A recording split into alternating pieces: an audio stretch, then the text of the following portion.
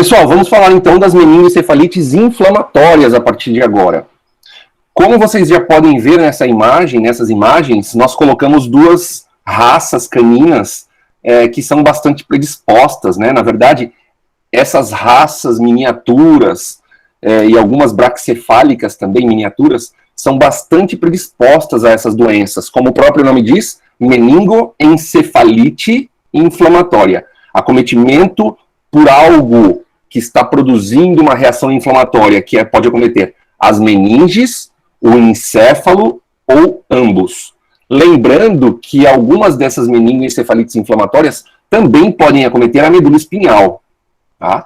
Existem uma série de meningoencefalites inflamatórias. Hoje a gente conta com, vamos dizer assim, 5 a 6 das principais, mas a gente vai trazer para vocês aqui as 3 principais, que é importante que vocês tenham esse conhecimento, e essas 3, elas formam um conjunto de doenças que nós vamos chamar de meningoencefalites de origem desconhecida. Então, vejam bem, origem desconhecida é porque a gente imagina que seja realmente inflamatória pelas características histológicas que nós conseguimos reconhecer numa biópsia ou num estudo necroscópico depois que esses animais vão a óbito. E sim, vocês já devem estar pensando, né? Poxa, esses animais então vão a óbito, a doença é grave. A doença é grave, o prognóstico ele é de reservada desfavorável, e a grande maioria das vezes nós temos uma clínica que também é bimodal. Nós temos pacientes que fazem quadros superagudos e rapidamente vão a óbito, ou são eutanasiados pela falta de qualidade, pela perda de qualidade de vida, ou aqueles que são um pouco mais crônicos, cujos sinais clínicos vão evoluindo ao longo de meses. Nós estamos falando de meses. Se vocês pegarem a literatura corrente, nós estamos falando de doenças que, em média, tem um prazo de sobrevida aí, né, médio entre essas doenças, de 300, 400 dias. A gente está falando de 1 ano, alguns até menos, gente, alguns até de 6 meses. Tá? Então, claro que isso é média, então vai variar. Tem paciente que vai morrer dentro de semanas e alguns que vão durar um pouco mais, 2 anos talvez. Tá? Então, mas são quadros realmente graves. Bom, dentro dessas meningoencefalites de origem desconhecida, que a gente vai dar uma sigla de MEOD, M-E-O-D, meningoencefalite de origem desconhecida. Existem 3 tipos de meningoencefalites. E por que a gente classifica como MEOD em vez de dar o nome direto para cada uma delas? Clinicamente a gente usa MEOD porque em vida é muito difícil da gente conseguir afirmar qual das 3 dessas doenças que exatamente está cometendo o nosso paciente. Eu vou mostrar para vocês aqui características que são, assim, bastante compatíveis com cada uma das 3. Só que os sinais clínicos, eles se sobrepõem, vários sinais de achados no líquor se sobrepõem, várias alterações de imagem se sobrepõem, tá? As raças que são predispostas também. Então, assim, existem muitas sobreposições de todas essas características. Então, às vezes, em vida, a gente pode até ter uma sugestão. Olha, parece que esse quadro aqui é uma MEG. Vocês já devem ter ouvido falar, né? MEG, meningoencefalite granulomatosa. Mas eu não posso afirmar com 100% de certeza. Somente a histopatologia vai me dar essa certeza. Ok? Por isso, então, em vida, eu vou dar um nome generalista de MEOD, meningoencefalite de origem desconhecida. Vocês vão escutar muito MUO. Tem gente que gosta de falar MUO, M-U-O, que é o termo de inglês, né, de unknown origin. Então, assim, é como se fosse uma meningoencefalite de origem desconhecida, mas nos termos em inglês. A gente prefere usar o MEOD. Bom, essas doenças, elas são caracterizadas inicialmente por uma reação inflamatória bastante exacerbada, e não se sabe exatamente o que desencadeia essa reação inflamatória. Especula-se que isso seja por uma alteração imunomediada. Isso já foi tentado vincular com vírus e foi descartada essa possibilidade, com neoplasias e foi descartada essa possibilidade.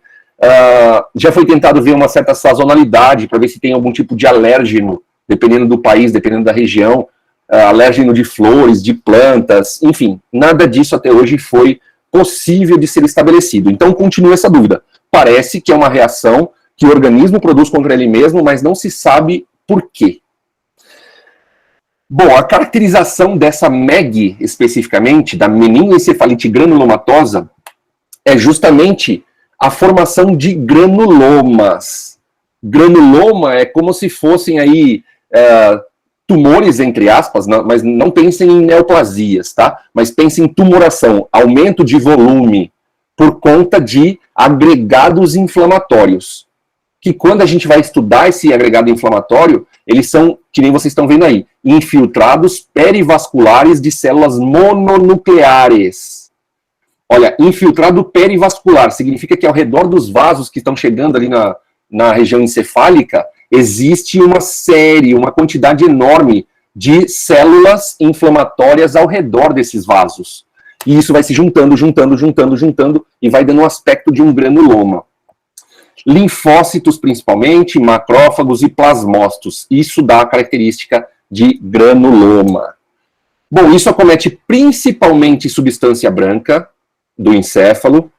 Pode ter uma característica focal, somente em um foco específico, e gosta bastante de fazer focos no tronco encefálico, no cerebelo, às vezes no cérebro. Muitas das vezes, esses são vários focos, é um acometimento multifocal em várias dessas regiões que eu falei para vocês, de novo, né, principalmente na substância branca.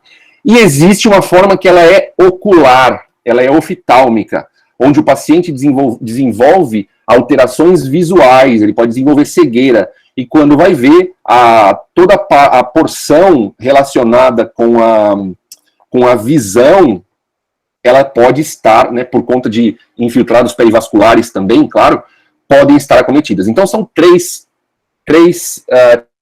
de classificação. Ocular, que é a mais, vamos dizer assim, a menos grave, a focal e a multifocal, sendo que, obviamente, a multifocal, ela tende a ser mais grave. Animais podem desenvolver, né, vários animais, vários portes, várias raças, várias espécies, mas as fêmeas de cães de pequeno porte, com aproximadamente 5 anos em média, são os mais acometidos. Dando aqui ênfase para Lhasa Apso, para Shih Tzu, para Maltês, Pequinês, Yorkshire e algumas outras raças do tipo. No exame de fluido cérebro-espinhal, ou líquor, nós podemos identificar uma pleocitose, como a gente falou ontem, né, um mix de células inflamatórias, sendo que os monócitos, as células monocíticas, elas são as mais prevalentes. E existe cerca de 20% de neutrófilos, como a segunda célula mais prevalente. Tá? Então, a gente vai ver bastante essas células no líquor. Mas, claro, existe a possibilidade de a gente fazer um líquor, uma coleta de líquor, e a análise vir normal. Vocês já devem ter estudado, né, análise de líquor lá com a professora Daniele, imagino eu. E vocês devem ter visto que o líquor, ele é por mais que ele seja um exame sensível, né, nós fizemos um estudo agora de iniciação científica, a Elis, né, que é uma das minhas alunas de iniciação científica, ela fez um estudo mostrando dos nossos pacientes aqui do Hospital Veterinário da UFG, que os exames de fluido cerebroespinhal, eles foram compatíveis com a doença diagnosticada em 86% dos casos. Ou seja, ele é um bom exame com uma alta sensibilidade para ser utilizada. É claro que existem aí os 14% que eles foram sinais inespecíficos. Às vezes vem normal e o animal tem alteração. Então não é 100% das vezes que nós vamos ter alterações. Lembrem-se disso. Sinais clínicos principais desses pacientes. Crises, vai depender, claro, muito da localização. Então, tem localização cerebral, prosencefálica, tanto o tálamo, né, que é a parte diencefálica, quanto o telencéfalo, que é a parte cortical, a gente vai chamar de tálamo cortical, né, prosencéfalo. Quando tem esse acometimento, crises epilépticas podem ser sinais bastante caracterizados, sejam focais ou generalizados. Esses pacientes podem desenvolver também, na dependência da localização, que a gente conversou bastante ontem já também, eles podem desenvolver sinais clínicos específicos, podem ter cegueira, eles podem ter alterações comportamentais, eles podem ter uma série de problemas. Podem ter alterações cerebelo-vestibulares, quando o acometimento for no cerebelo, quando o acometimento for em tronco encefálico, e também podem ter acometimento, como vocês podem ver aqui, ó, mielite, podem ter acometimento da medula espinhal também, principalmente região cervical. E com tudo isso, eles podem desenvolver dor na região cervical. Então é bem importante a palpação dessa musculatura cervical nesses pacientes, para a gente entender se ele tem hiperestesia, hiperpatia, excesso de dor na região cervical. Aqui eu mostro para vocês um corte sagital mediano de um encéfalo, né, numa necrópsia, mostrando para vocês diversas áreas de acometimento. Então aqui nós estamos vendo, olha, no corte mediano, o cerebelo, nós temos aqui a parte de mesencéfalo, olha a ponte aqui, ó, ponte, e depois o bulbo, e depois começa a medula espinhal. O cerebelo, olha a parte de aderência intertalâmica, que eu falo para vocês, o terceiro ventrículo vai estar circulando, isso aqui. Aqui nós temos toda a porção telencefálica, que nós chamamos também de córtex cerebral. Então nós temos áreas de hiperemia, né, tem um encéfalo aí, macroscopicamente falando, bastante hiperêmico, esses vasos até um pouco engurgitados, e ele tem áreas, olha só, aqui nessa região, né, a região de teto mesencefálico, nós chamamos, aqui está passando o aqueduto mesencefálico, que vai comunicar terceiro ventrículo com o quarto ventrículo que está aqui. Então são regiões que desenvolveram alterações importantes. Olha aqui, ó, é como se fosse um granuloma. Ao aspecto macroscópico, quando a gente vê essa área tão escura aqui, olha aqui embaixo também, ó, multifocal, aqui no cerebelo tem alguma coisa também. Então na hora que nós vemos esse aspecto, isso pode inclusive ser confundido com uma neoplasia, dependendo do tipo de neoplasia. Por isso que é importante a gente entender as características clínicas do paciente. É um paciente jovem, a gente não esperaria que fosse uma neoplasia. É uma média de 5 anos de idade. Claro que algumas raças têm predisposição a ter neoplasias encefálicas jovens. Uma delas é o Bulldog. Bulldog inglês, Bulldog francês, Boxer, Golden Retriever. Essas raças têm predisposições a isso, nós sabemos. Tá? Mas por isso que a gente não vai ver só essa macroscopia. A microscopia, ela vai ser definitiva para a gente dar o diagnóstico específico. Bom, então, só mostrando para vocês aqui um corte bem interessante. E os outros dois tipos? A MEG, ela tem a caracterização de formar granulomas. E agora a gente vai falar de meningoencefalite ou leucoencefalite necrosante. Olha a diferença. A granulomatose, ela causa granulomas. A necrosante, ela vai produzir necrose e com a sua cronicidade, essa necrose vai ser substituída por área vacuolar. Porque, claro, né, você tem uma área de necrose, vem células, vem macrófagos gigantes ali, né, que vão ser as micróglias que estão se diferenciando em células Gitter, a gente comentou isso na primeira aula, isso vai fagocitar aquele tecido necrótico. E a partir de agora nós temos áreas de cavitações. Então são áreas, olha aí também, suspeita de ser imunomediada, né? E vai produzir lesões inflamatórias, necróticas, cavitárias, não infecciosas, não supurativas, não tem infecção associada. Tá bem? É somente área de inflamação excessiva. E aí vai fazer necrose e, consequentemente, cavitação.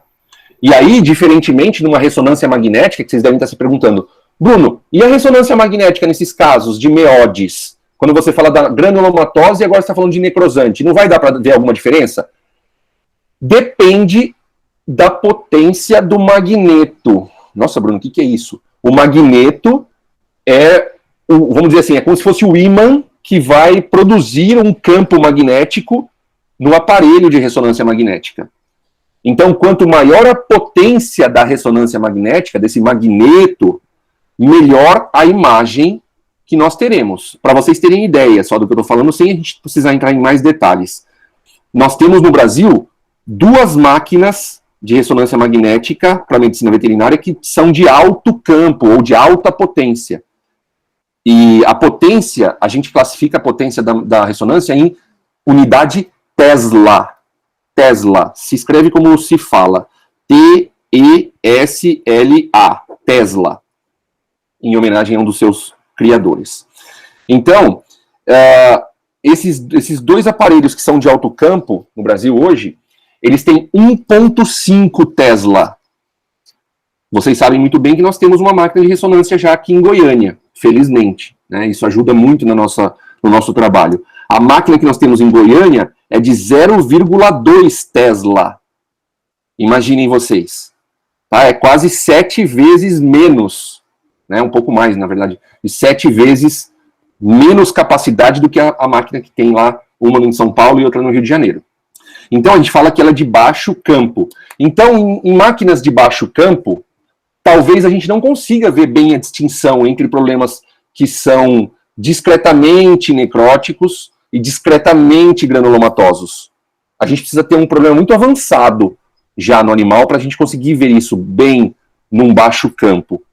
Agora, num alto campo, a gente vê isso muito melhor. Tá? Então, é só para vocês entenderem como a ressonância está revolucionando a neurologia veterinária. Vocês devem estar pensando, nossa, o Bruno tem falado tanto de ressonância, até o ano passado, sei lá, 2 anos atrás, talvez nem tivesse muita coisa de ressonância nas aulas. Né? E realmente, porque isso é uma realidade que está crescendo agora.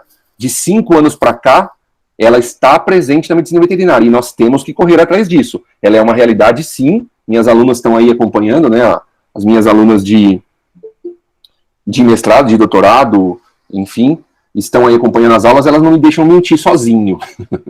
Então, acreditem, quem fizer estágio com a gente vai ver bastante imagem de ressonância magnética. Tá? A gente tem, felizmente, uma máquina aqui em Goiânia. Então, a ressonância de alto campo pode ajudar bastante nessa tentativa de diferenciação. Ok?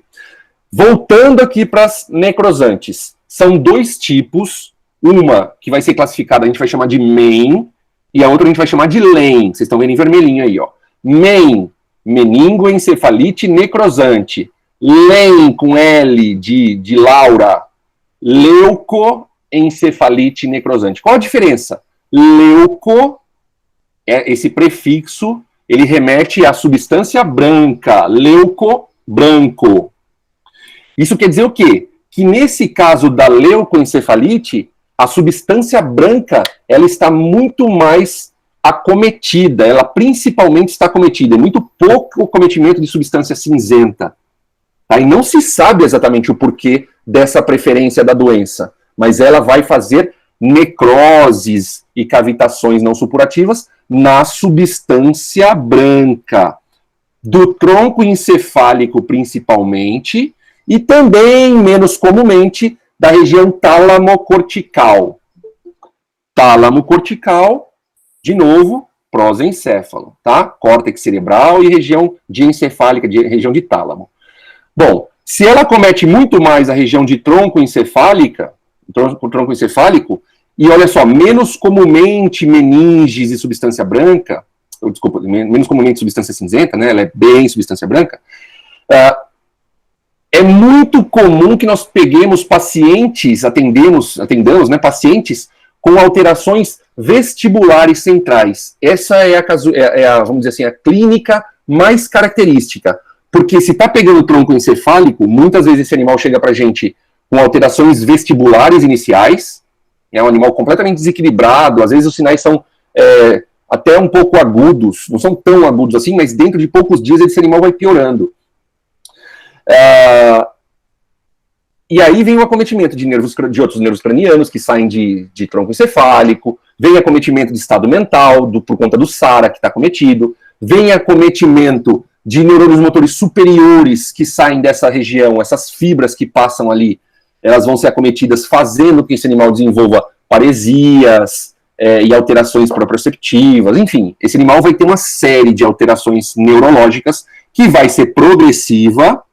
O Yorkshire é a principal raça relacionada com a doença, e essa progressão vai acontecer dentro de meses. O início, ele é meio que assim, vamos dizer, subagudo, né? Ele não é tão agudo assim, ele acontece, o início começa em dias, a semanas, e vai progredindo dentro de meses. E aí, como eu falei para vocês, né, numa média de 6 meses, 1 ano de idade, esse animal vai perdendo completamente sua capacidade e sua qualidade de vida, e o eutanasiado muitas vezes vai a óbito, ok? Fluido cerebroespinhal, pleocitose monocítica, principalmente linfócitos e também alguns monócitos. Voltando para a meningoencefalite. Professor, desculpa, você falou que vai ter alterações, o que, na além? Vestibulares centrais? Principalmente, é muito comum que tenha alterações vestibulares centrais, porque o tronco encefálico está acometido. Lembrem-se que os núcleos vestíbulo-cocleares, né, os núcleos do 8º par de nervos cranianos, está no bulbo. Então, esse paciente pode ter alterações importantes vestibulares, esse animal pode ter alterações importantes em outros nervos cranianos, pode ter alteração importante de marcha, ataxia, desequilíbrio, está tudo relacionado com o tronco encefálico. Embora, é claro, ele também possa desenvolver alterações cerebrais, tá? Não é o mais comum é tronco, mas ele pode fazer também áreas de lesão tálamo-corticais, tá? Principalmente em substância branca. Tá, professor, você falou também que tinha uma diferença, que esses são lesões inflamatórias e o outro é inflamação, é isso? Eu não entendi essa diferença entre uma e outra. Você fala entre qual? LEM e MEN ou a granulomatosa? Entre a granulomatosa e essas outras duas. Perfeito. Vamos lá, vamos de novo. A granulomatosa, as duas são inflamatórias, ok? As duas têm inflamação, não tem infecção, é só inflamação. As duas têm suspeita de ser imunomediada. As duas, no caso, assim, a granulomatosa e as necrosantes. Então, vamos falar de todas as meningoencefalites de origem desconhecida, que são essas 3 que eu estou apresentando para vocês. MEG, MEN e LEM. Essas 3 têm origem inflamatória e suspeita de serem imunomediadas. Qual é a grande diferença entre MEG, granulomatosa, e essas duas agora, MEN e LEM, que são necrosantes? A granulomatosa, como o próprio nome diz, ela forma granulomas. Vai se acumulando um monte de células inflamatórias ao redor de vasos sanguíneos, e isso vai fazendo um granuloma, como vocês viram na foto anterior. Tá? Parece uma massa que está crescendo ali. Em contrapartida, nessas duas agora, MEN e LEM, nós temos aqui áreas ao contrário, são áreas necrosantes. Vai haver uma necrose, e aí, secundariamente à necrose, vai haver uma cavitação no tecido, como se fossem buracos. E aí, muitas vezes, esse buraco vai estar preenchido por líquido, às vezes até líquor, ou líquido inflamatório. Então, é justamente o oposto do que a gente vê na granulomatosa. Ok? Ficou claro isso? Legal. Bom, então, só voltando aqui para meningoencefalite necrosante, ela envolve tanto substância branca quanto cinzenta. Essa é a grande diferença dessa MEN para LEM. A LEM, leuco, branca principalmente. A MEN, branca e cinzenta. Tá? Ela não tem essa preferência pela branca. E ela envolve mais tálamo cortical, mais o cérebro. E mais as leptomeninges.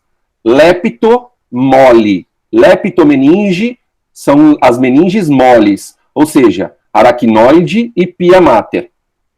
Só para vocês lembrarem também lá da patologia, né? Pachymeninge dura mater. Paqui é duro, né? Lembra lá, paquiderme, pele dura, aquele bicho lá que viveu, sei lá, na antiguidade. Né? Então, paquiderme, pele dura. Então, aqui a gente tem a Pachymeninge, seria a dura mater, que ela é mais firme, mais dura. Leptomeninges são as aracnoides e pia mater, são as duas moles. Então tem bastante envolvimento das leptomeninges e do tálamo cortical no esquema da MEN. E aí vem várias raças, Pug, Maltese, York, Chihuahua, Shih Tzu, Pequinês, e por aí vai, várias raças. A primeira descrição, gente, foi no Pug. Tanto é que, primeiramente, eles deram o nome meningoencefalite necrosante do Pug. Talvez vocês ainda leiam alguns artigos relacionados com esse nome. Porque imaginava-se, quando isso surgiu na década de 90, que o Pug era o principal acometido, era o único acometido. E depois não. Depois a gente começou a ver que tinha outras raças, né? Várias outras raças podem ter também. Olha só, aqui a idade vai ser variável, tá? O animal pode ter acometimento a média de idade do início dos sinais clínicos, 2 anos e meio, são animais mais jovens que na MEG, geralmente. E aqui ele tem esse binômio bem caracterizado. Ele pode ter início com evolução aguda, cerca de 2 semanas, bem fulminante, bem grave, ou ele pode ter um início com uma evolução mais crônica, de 4 a 6 meses. Ok? Então, gente, clinicamente, vocês não precisam saber exatamente se é MEG, se é MEN ou se é LEM. É bem importante que vocês tenham essas características na cabeça para que vocês tenham diagnósticos diferenciais. Mas o que eu preciso que vocês entendam é, existem as MEODs. Se você estiver atendendo lá um York, por exemplo, com seus 3, 4 anos de idade, começou com sinais vestibulares, crises epiléticas, alterações centrais de diversos tipos, você deve ter como diagnóstico diferencial as MEODs. Você tem que colocar na sua ficha. Uma das minhas suspeitas clínicas, já que a neurolocalização é encefálica, multifocal, que seja, eu preciso saber que ele pode estar sendo acometido por meningoencefalites de origem desconhecida. Ou seja, meningoencefalites inflamatórias. Até porque, gente, olha só, o tratamento vai ser o mesmo para todos eles, independente do tipo. A gente só consegue dar diagnóstico preciso com histopatologia. Isso só vai acontecer, na grande maioria das vezes, depois do óbito. O que a gente quer é evitar o óbito. A gente quer prolongar a vida e dar qualidade de vida enquanto estiver vivo. Então, tratamento.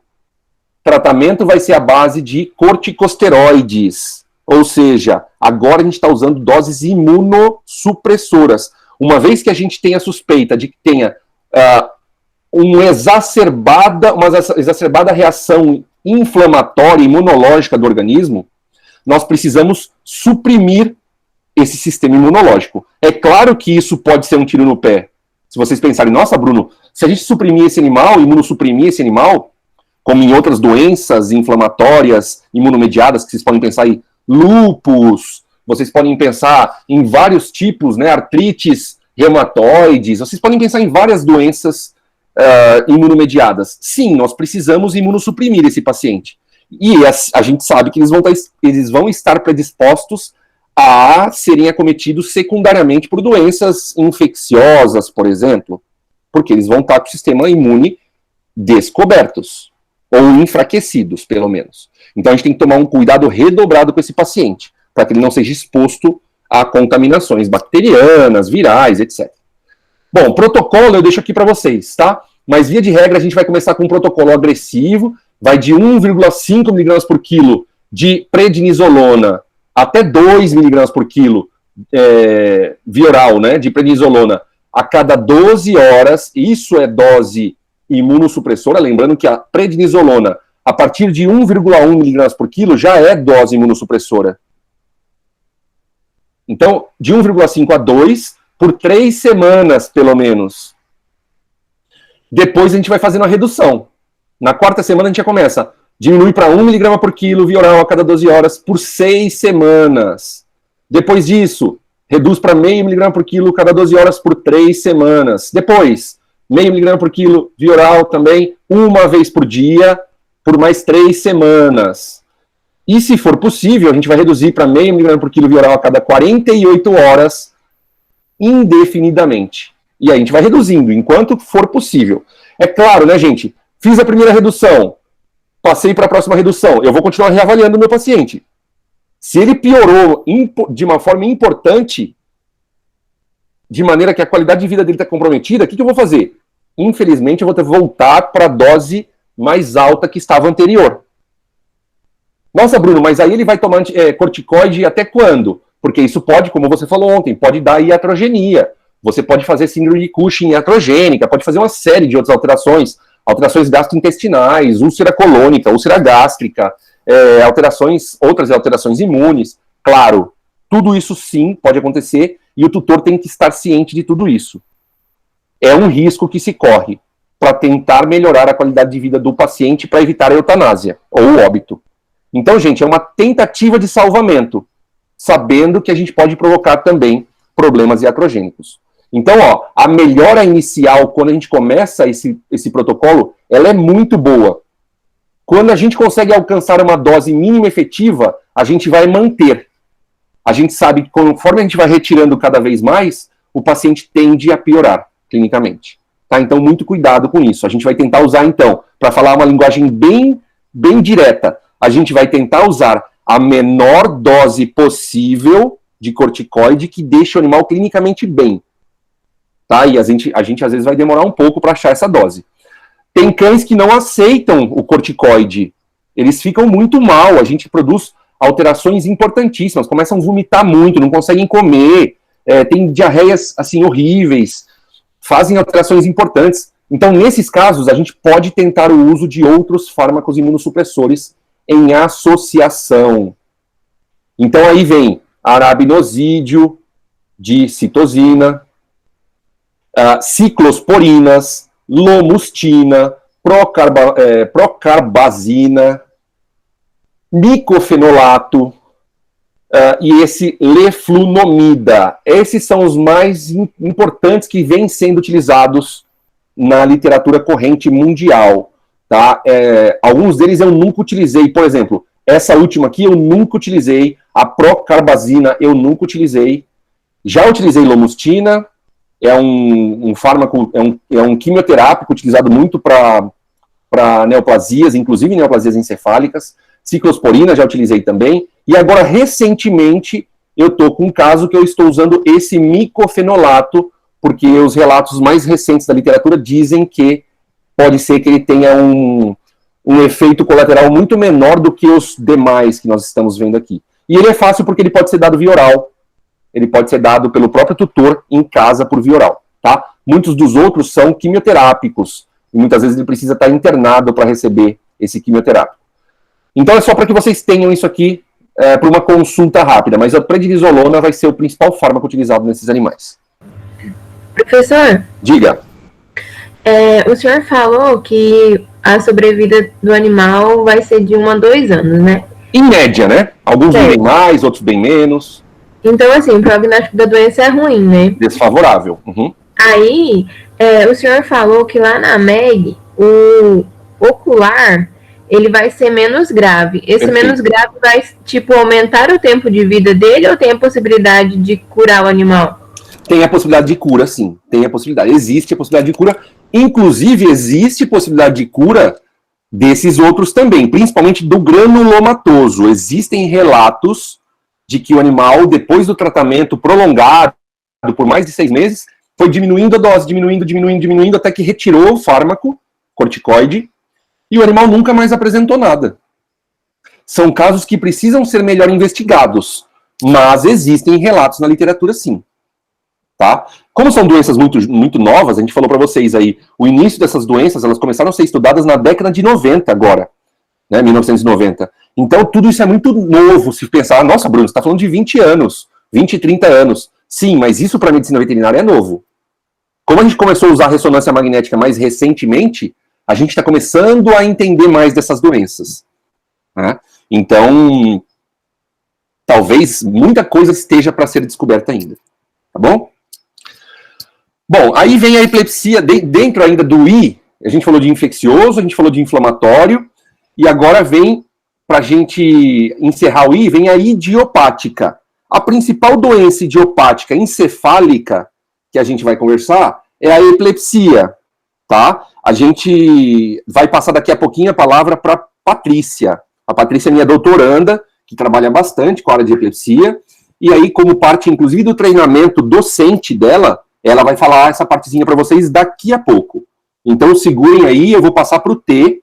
Depois que a gente falar da parte de T, de traumático e V vascular, eu passo para ela e ela encerra a aula, tá bom? Vamos lá. T. Principalmente, né, a parte de trauma crânioencefálico. Vocês podem estar pensando, Bruno, e T de tóxicos, que você falou que também tem tóxicos? Sim, existem intoxicações importantes. Vocês vão ver isso, eu acredito, não sei se vocês têm algum local, alguma disciplina específica que vocês costumam ver mais as intoxicações. Eu acredito que toxicologia, vocês vejam isso, principalmente agora com a professora Ana Flávia. Então, ali vocês vão poder ter esses diferenciais mais importantes, ok? Mas existem vários tóxicos na rotina de pequenos animais que podem fazer sinais encefálicos. Então, intoxicação por organofosforados e carbamatos podem fazer lesões não só periféricas, mas também podem fazer centrais, levando principalmente a crises epiléticas, alteração de estado mental, tremores sistêmicos e por aí vai, hiperexcitabilidade. Intoxicação por metaldeído, que a gente teve até um caso aqui o ano passado, a gente publicou esse ano um caso bem interessante, numa revista até de alto impacto, depois se quiserem a gente pode passar para vocês. Intoxicações por estricnina, que não é uma coisa mais tão comum da gente pegar, mas vocês vão ver bastante literatura.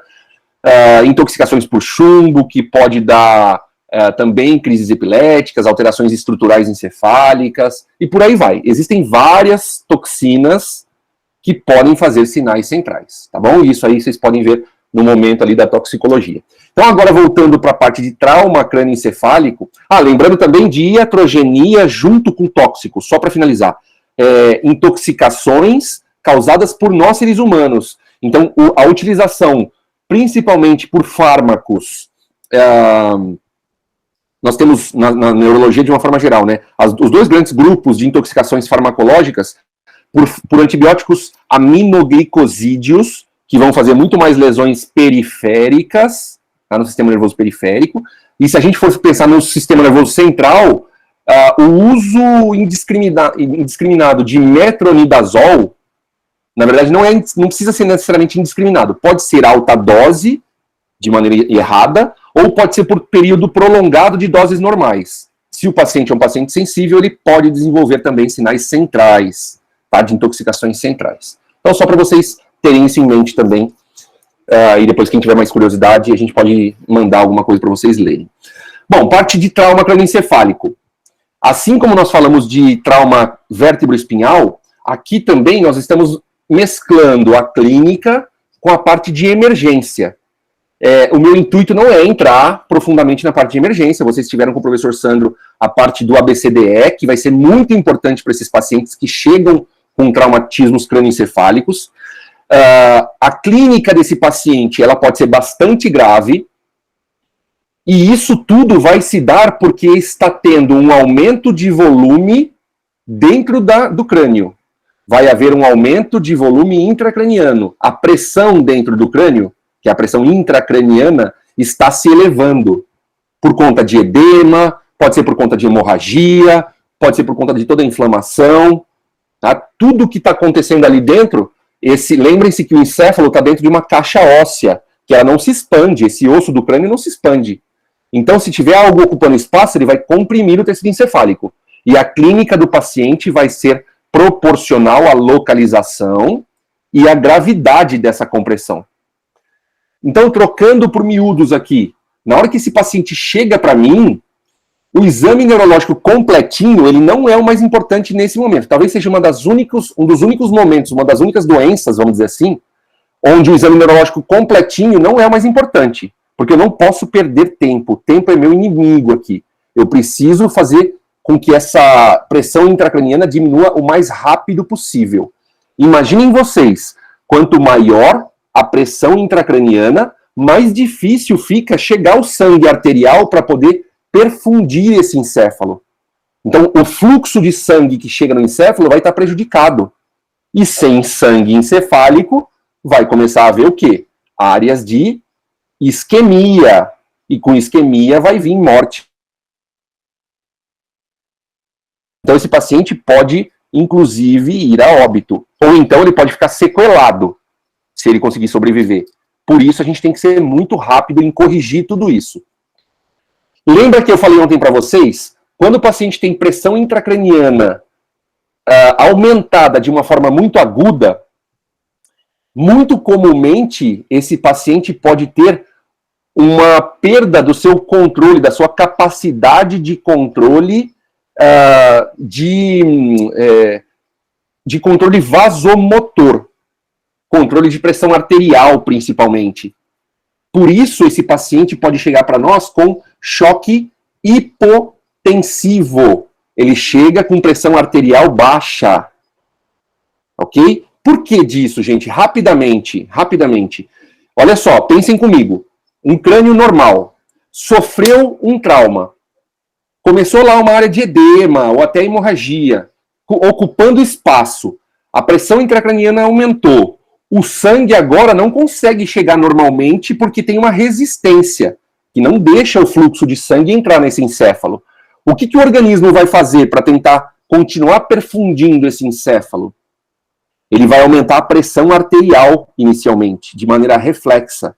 Eu aumento minha pressão arterial para que eu mande mais sangue para o encéfalo.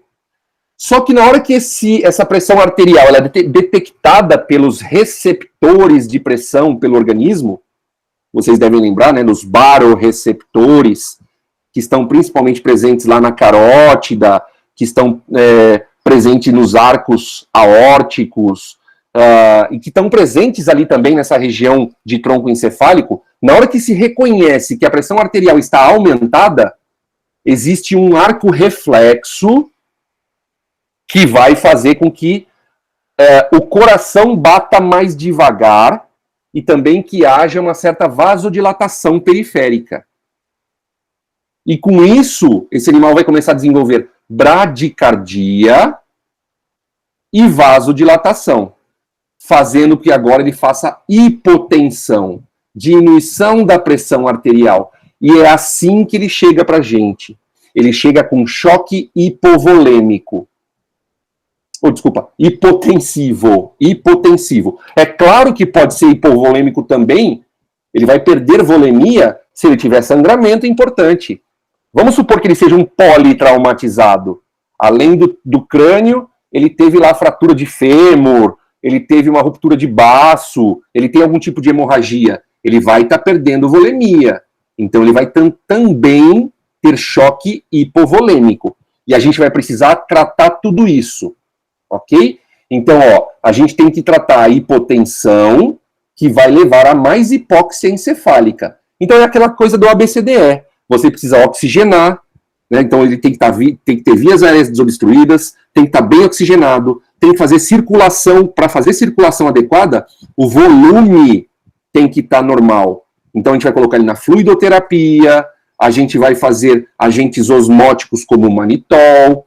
Ontem vocês me perguntaram, inclusive, vamos usar o salgadão, né? Nós vamos usar a salina hipertônica? Sim, se ele tiver com choque hipotensivo, nós vamos usar a hipertônica. Vou mostrar no próximo slide. Então eu quero melhorar toda essa demanda metabólica que está excessiva, esse cérebro está fritando. Inclusive, muitas vezes tem crises epiléticas, status epiléticos associados. E aí nós vamos usar fármacos antiepiléticos, os mesmos que a Patrícia vai falar já já. Então, finalmente, a gente quer diminuir essa pressão intracraniana, tirando o edema que está comprimindo esse encéfalo, tá? E melhorar todo o metabolismo anormal desse paciente, que já começa a desenvolver acidose. Primeiro, acidose local encefálica, porque não tem oxigênio para fazer respiração aeróbica, começa a fazer respiração anaeróbica com ácido lático, e depois isso vai acontecer em todo o organismo do paciente também. Então eu quero diminuir essa pique que vai matar o meu paciente. Rapidamente, tá? Não é a minha intenção ficar aqui falando da parte emergencial, mas rapidamente para que vocês tenham isso de base. ABCDE, fluidoterapia de manutenção rapidinho. Ali colocou, né, ABCDE, desobstruiu, colocou acesso venoso, levantou a cabeça do paciente em cerca de 30 graus, porque eu quero que aquele edema, aquele excesso sanguíneo, aquela estase dentro da cabeça venha sendo drenado para baixo. Então eu ponho a cabeça mais alta do que o corpo. Tá? Nunca o contrário. Elevação de cabeça em 30 graus, de 15 a 30 graus. Antiepilépticos, se necessário, se tiver fazendo crise epilética ou status epilépticos. E aí vem, se tiver em choque hipotensivo primeiro, ele está hipotenso, quando você estiver fazendo a pressão arterial, mensurando, está hipotenso, junto com a fluidoterapia, vocês podem fazer a salina hipertônica. Tá? Vou deixar aqui a dose. Salina hipertônica pode ser, ela vai ajudar a melhorar a pressão arterial sistêmica, o fluxo de sangue que vai para o encéfalo. Por quê? Se tem uma hiperconcentração, né, de algo hipertônico dentro do vaso, o que isso faz com o líquido que está fora do vaso? No caso, o edema encefálico. Esse edema, esse líquido que está lá no encéfalo, no meio intersticial, vai ser puxado para dentro do vaso. Com isso, eu vou melhorar também a volemia. Com isso, eu vou diminuir a pressão intracraniana. Aí eu vou aumentar o fluxo de sangue para o encéfalo. Eu vou, finalmente, melhorar a pressão de perfusão encefálica. E tudo isso ajuda a diminuição da PIC. Parece algo muito simples, mas olha o tamanho da importância disso. Se eu conseguir normalizar essa hipotensão, em sequência eu faço o manitol, porque ele vai fazer a mesma ação. Ele vai também enxugar aquele líquido que está comprimindo o encéfalo e vai mandar esse líquido para dentro dos vasos, diminuindo o edema. Se eu diminuo o edema, eu aumento de novo o fluxo de sangue que vai para o encéfalo, ele começa a oxigenar melhor, ele começa a entregar mais oxigênio, e com isso tudo vai voltando ao normal, eu diminuo a pressão intracraniana. Gente, isso tudo eu preciso fazer imediatamente, tá? O quanto antes. Bruno, e se o meu paciente tiver um trauma crânioencefálico que não seja tão grave e ele não esteja hipotenso quando chega para mim? Beleza, eu não preciso fazer a hipertônica. Eu posso fazer direto somente o manitol. Ok? Então, tá hipotenso, salina hipertônica, depois manitol. Não está hipotenso, posso fazer somente o manitol. Se ele está hipovolêmico, porque está perdendo sangue, eu preciso de transfusão sanguínea, dependendo do volume globular dele. Tá? Então vai ter que ser feito o volume globular, saber quanto está o hematócrito e fazer transfusão sanguínea, caso necessário. E nos casos onde a hipotensão não se corrige somente com a hipertônica, talvez vocês precisem de vasopressores. Não vou entrar nesse mérito, porque isso aqui é totalmente emergência e cardio. Não sei se vocês já tiveram isso, mas é um pouco mais avançado. Depois tem literaturas complementares para vocês, né, finalizarem essas consultas. Ok, gente? Dúvidas do TCE?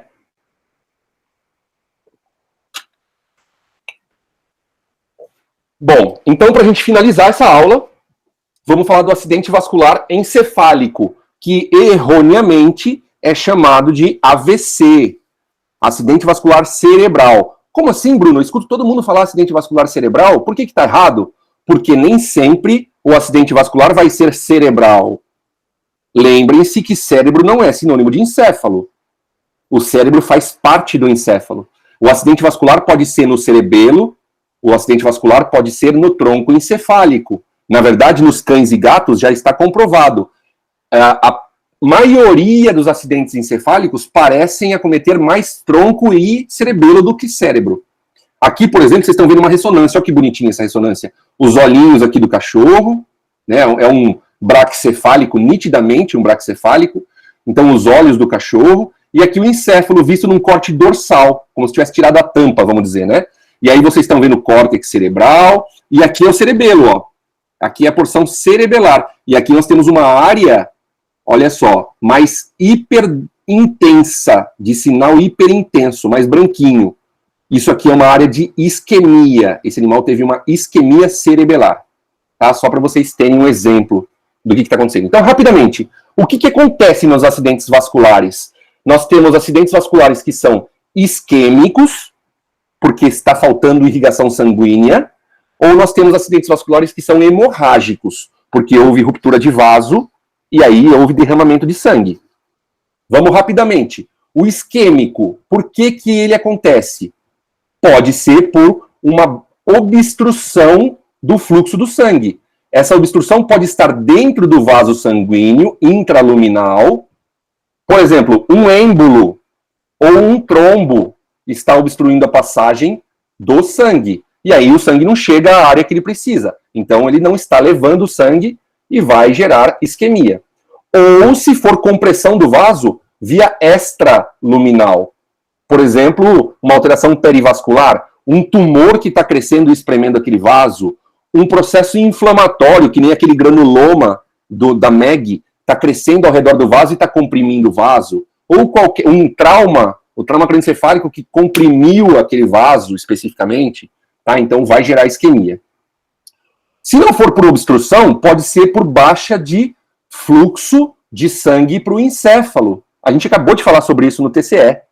Se o animal está hipotenso, por exemplo, ele pode ter, se ele tem problemas cardíacos, que ele não consegue mandar o sangue adequadamente para o coração, ele pode ter uma diminuição do fluxo sanguíneo encefálico e vai gerar isquemia.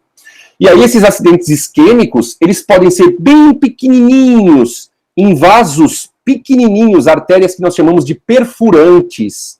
São pequenos vasos que vão irrigar pequenas áreas, bem pequenas. Na ressonância magnética nós vamos ver pontinhos bem pequenos. Então são acidentes vasculares lacunares. Em contrapartida, nós temos acidentes vasculares que são territoriais, ou seja, eles ocupam um grande território quando vasos principais são acometidos.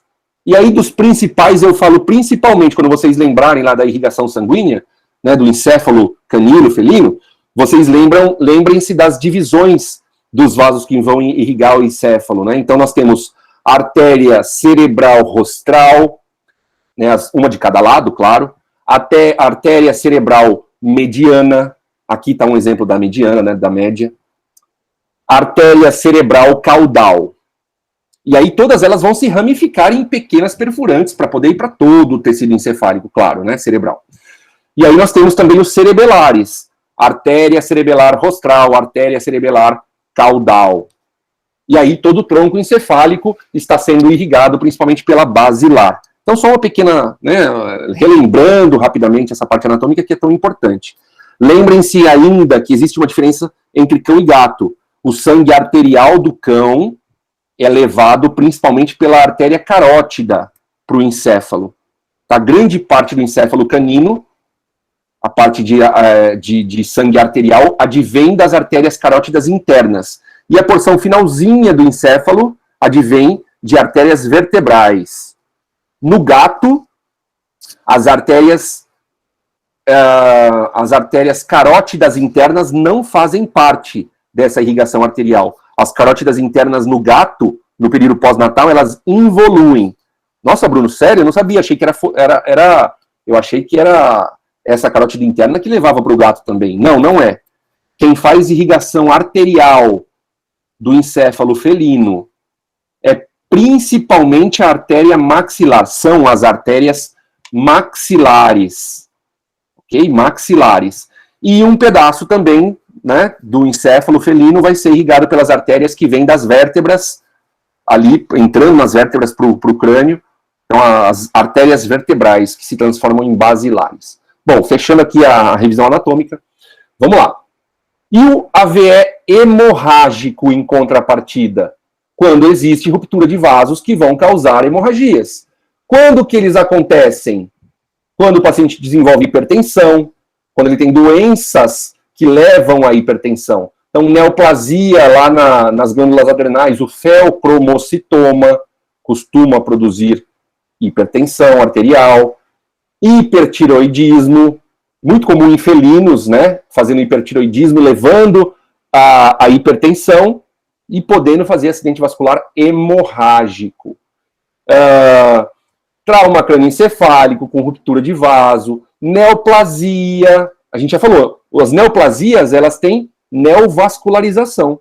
Ao redor daquele vaso, daquele tumor, tem vários vasos crescendo, e esses vasos podem estourar, se romper, e causar acidentes vasculares hemorrágicos. Vasculites por problemas infecciosos e inflamatórios, onde o paciente, um exemplo clássico, erliquiose. Vocês sabem muito bem que a erlíquia causa vasculite, fragilidade da parede vascular, e isso predispõe a hemorragias. Anormalidades congênitas, por exemplo, ruptura de aneurismas, que a gente escuta tanto na medicina, nos cães são pouco reconhecidos, mas também existe. Estresse térmico prolongado.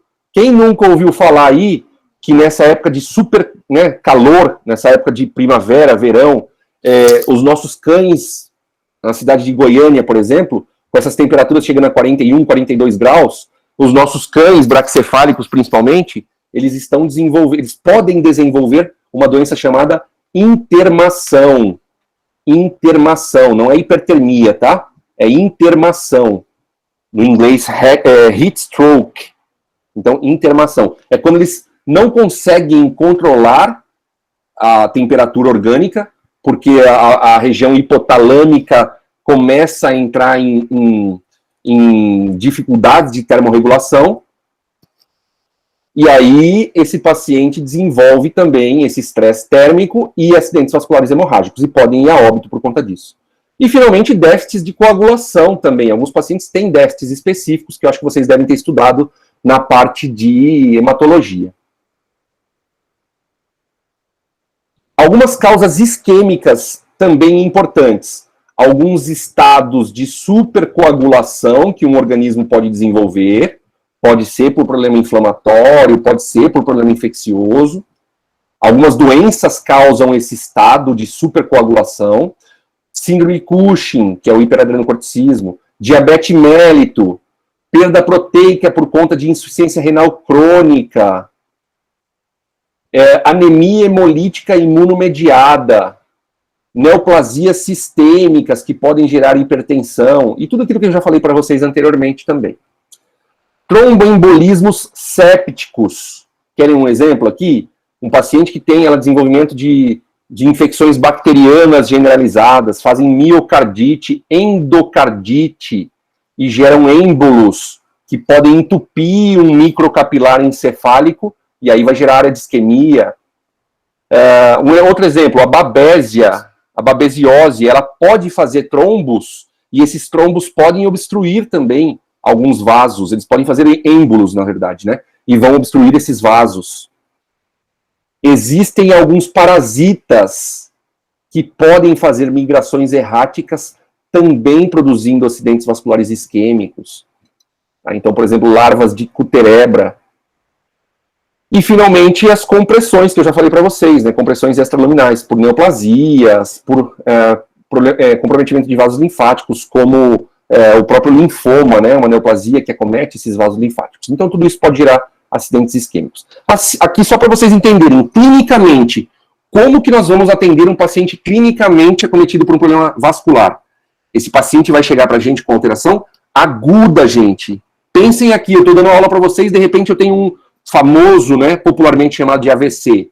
O meu sinal clínico não vai começar amanhã, depois de amanhã, daqui 10 dias. Ele vai começar exatamente agora. E a gravidade vai depender da quantidade da área do cérebro, do cerebelo ou do tronco que vai ser acometida. Tá? Então, se pegar cérebro, pode ter crise epilética, pode ter alteração de estado mental, pode fazer coma, pode fazer cegueira, depende da área. Depende da área, como a gente já conversou bastante sobre isso. Se pegar o cerebelo, ele pode fazer alterações importantes, como esse animal aqui, ó. Reparem aqui, um vídeo muito rápido, mas um animal que está desenvolvendo uma postura de descerebelação. Vocês vão, quem tiver dúvida disso aqui, remetam lá aquele capítulo de exame neurológico que eu passei para vocês. Rigidez e descerebelação. Membros torácicos estendidos e espásticos, como o próprio nome diz, rigidez. Membros pélvicos também estão rígidos, mas estão semiflexionados. Opistótono, ou seja, o paciente está com a cabeça, né, voltada a uma hiperextensão de cabeça e pescoço. E quando o problema é somente cerebelar, na região rostral do cerebelo, como a gente está vendo aqui, ó, nessa imagem de ressonância magnética, olha aqui, ó, o cerebelo aqui está todo tomado, olha como ele está acometido por um acidente vascular isquêmico, um infarto cerebelar no caso aqui. Se fosse hemorragia, a gente ia ver algo ocupando espaço. Aqui não, aqui a gente está vendo o formato normal do cerebelo, olha aqui, ó, o cerebelo, o formato normal do cerebelo numa vista transversal, isso aqui tudo é cerebelo, ó. Aqui é o córtex cerebral occipital de um lado e de outro, a gente está vendo uma vista, vamos dizer, caudal, e aqui o cerebelo, e aqui o tronco encefálico. Então o cerebelo aqui, ó. Então olha como metade dele, ele teve um acidente isquêmico territorial, porque o vaso, né, a artéria cerebelar rostral foi acometida. Tá? Então ele teve toda essa área aqui acometida e fica assim. Se fosse uma hemorragia, ia ter uma compressão do tecido, ele não ia estar normal na sua configuração. Aqui não, aqui é uma área de hipóxia que gerou isquemia, e aí ela vai ser marcada assim, dessa forma, numa ressonância magnética. Então a gente precisa da ressonância magnética para dar diagnóstico definitivo, ok? O diagnóstico definitivo vai ser dado com sinais clínicos agudos, geralmente assimétricos, e que, se não levar a óbito, se não deixar sequelas tão graves, a tendência da reabsorção do problema e que o animal vá melhorando com o tempo. E para fechar o diagnóstico com 100% de certeza, ressonância magnética. Beleza, galera? Então, o tratamento, eu não vou me delongar. Professor, eu não tenho como falar se o isquêmico ou o hemorrágico vai ser mais grave, né? Vai depender do local da lesão. Vai depender do local da lesão e da quantidade de lesão. Perfeito. Não é porque é hemorrágico ou isquêmico que a gente vai falar que é mais grave. A gravidade vai estar associada com sinais clínicos. Vamos dizer que pegue uma área lá de controle respiratório. Às vezes esse paciente desenvolve apneia. O centro respiratório não funciona mais. Você tem que deixar ele em ventilação mecânica. Então, assim, isso vai depender muito da região que estiver acometida, tá? Mas, professor, se acometer o mesmo local, sendo hemorrágico ou não hemorrágico, vai ter os mesmos efeitos, então, os mesmos sinais? Entendi. Depende. Às vezes é mais fácil você conseguir fazer reabsorver uma hemorragia, uma pequena hemorragia que esteja comprimindo aquele tecido do que reverter aquela morte do tecido causado pela isquemia. Entendeu? A hemorragia, claro que secundariamente a hemorragia também vai ter um pouco de isquemia, porque se um vaso rompeu, ele não vai entregar o sangue para onde ele precisava entregar. Claro que também vai ter um pouco de isquemia, mas ela não é tão grave assim quanto num propriamente dito isquêmico. Então, assim, eu entendi sua pergunta, e fazendo uma suposição que ela é, assim, é muito mais macro, talvez ela não seja tão correta de se fazer, mas se a gente tiver uma área muito mais compressiva por um processo hemorrágico, é mais fácil a gente fazer o organismo reabsorver essa hemorragia e descomprimir o tecido, e ele volta a respirar, vamos dizer assim, normalmente, do que reverter uma área que morreu por conta de falta de sangue.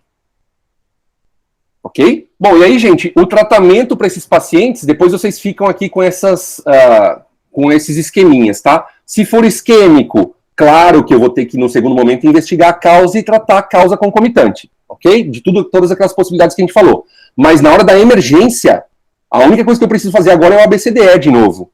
Então, fazer o animal ventilar, oxigenar, etc, etc. Então, avaliar a tensão, a pressão arterial, né? Se ela tiver né? Se o animal tiver normotenso, eu não vou fazer uma série de outros tratamentos relacionados com a modificação dessa pressão arterial. Agora, se ele tiver hipertenso, aí sim, eu vou entrar com tratamento antihipertensivo. Tá? Eu não vou entrar nesse mérito aqui, porque é aula de cardiologia, quem sou eu? Vocês têm uma aula com uma das melhores professoras do Brasil, que é a professora Rosângela. Então, se apeguem ao que ela fala para vocês em relação à hipertensão. Tá? E em relação a acidente vascular hemorrágico, mesma coisa. Primeira coisa, ABCDE, para saber se esse animal está respirando, oxigenando, etc, etc. Pressão arterial de oxigênio, como é que está? Vou precisar oxigenar? Pressão arterial de CO2, preciso entubar porque ele não está respirando? Está hipovolêmico, precisa às vezes fazer solução hipertônica, como a gente já falou no TCE? Pressão arterial média está maior do que 180, preciso fazer tratamento antihipertensivo, enfim. Ao mesmo tempo, eu tenho que estabilizar esse aumento de pressão intracraniana, que é exatamente o que a gente fez, que eu falei para vocês, para um trauma cranioencefálico, por exemplo. Ele tem aumento de pique, aumento de pressão intracraniana, então eu vou fazer o que for preciso. Se for preciso, eu vou fazer manitol, e por aí vai. Pode até ser que eu precise de craniotomia para drenar aquela hemorragia. Tá bom? E da mesma forma, investigar a possível causa, porque eu preciso tratar a causa base, senão ele vai continuar sangrando.